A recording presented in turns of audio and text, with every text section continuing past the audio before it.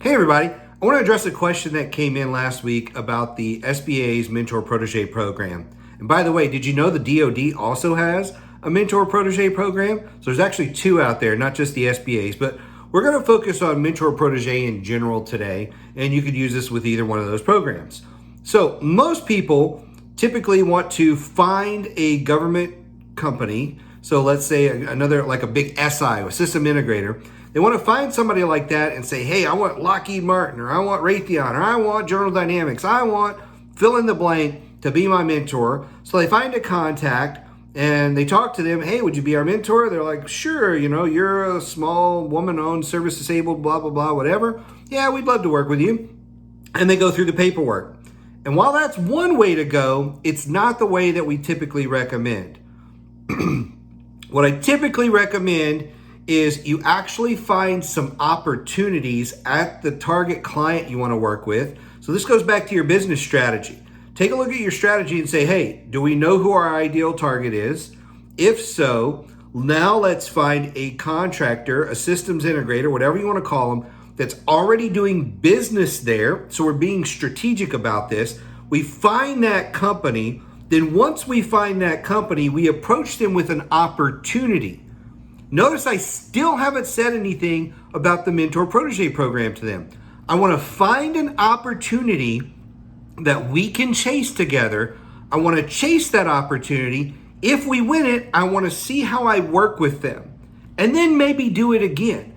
You see, the thing is, we don't really test a lot of these relationships before we go all in on a Mentor-Protege program.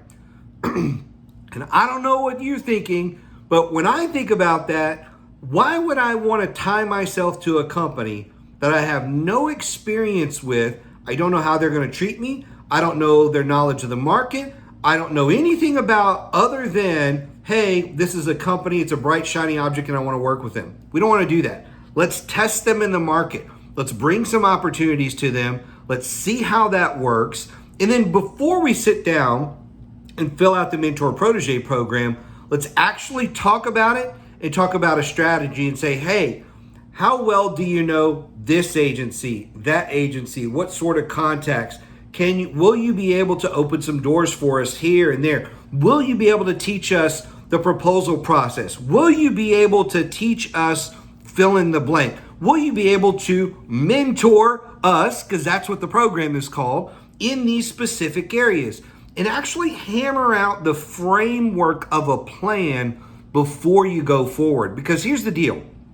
If you're hammering out the framework of that plan and it's not going well, they're not returning your calls, they're difficult to work with, they're very vague about the stuff they're going to do for you, that's an indication of how they're going to work with you once you flip the switch on the Mentor-Protege program.